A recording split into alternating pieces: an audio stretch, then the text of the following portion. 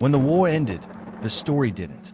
In fact, a new war had just begun, a war of words, dignity, and truth. You're watching YS News, the platform where we uncover the truth behind the headlines and strip away the veil from biased narratives.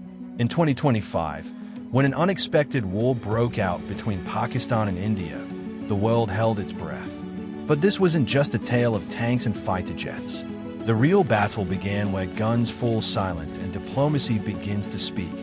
On the battlefield of foreign policy, today's video takes you deep into how Pakistan, in the aftermath of the war, achieved historic diplomatic victories that not only dismantled the enemy's narrative but also convinced the world of Pakistan's stance and sincerity. In this latest conflict, when India launched cross-border operations, Pakistan did what a responsible state does. Not only did it refrain from firing the first shot, it even chose its words with wisdom. Pakistan called for an emergency session at the United Nations and appealed for a ceasefire, a move hailed globally as a symbol of restraint and maturity.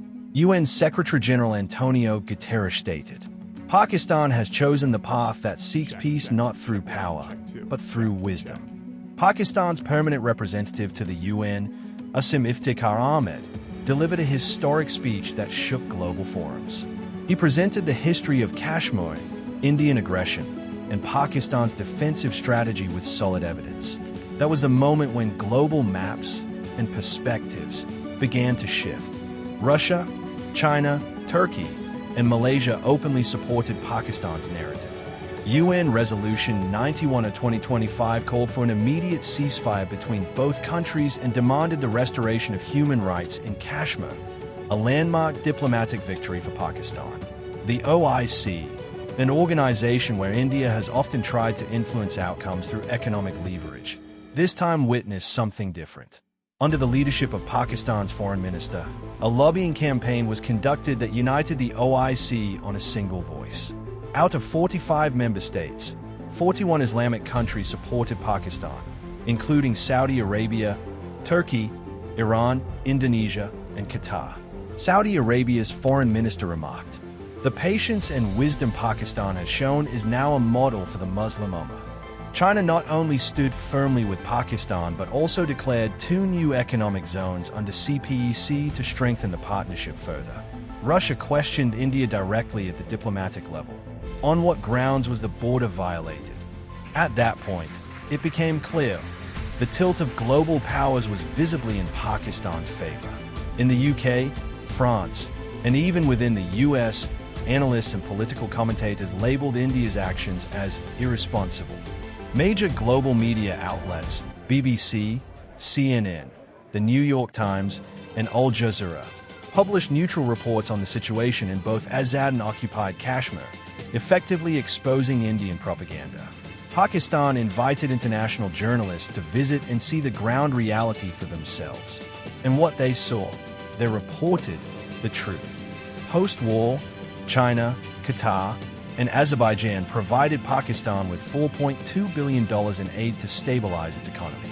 The IMF resumed negotiations with Pakistan and expressed confidence in its governance. Saudi Arabia offered relief on oil prices. All of this was made possible because Pakistan showed the world it wasn't just a military power. It was a mature, peaceful, and responsible state. India, on the other hand, faced backlash in G20 subsidiary summits, and the European Union called for an independent investigation into human rights violations in Kashmir. This was a rare moment in history, when Pakistan wasn't viewed as a victim, but rather as a decisive, effective nation on the global stage. Viewers, this was a war where guns were silent, but voices echoed, where tanks stood still, but narratives marched forward. Pakistan taught the world that true strength doesn't lie in the barrel of a gun, but in dignity, strategy, and truth. Today, every Pakistani is proud, not only because of the bravery shown on the battlefield, but because we flew our flag high in the halls of diplomacy as well. And that, dear viewers, is a victory, one that will be remembered in the pages of history. If you believe that this truth must reach the world, share this video.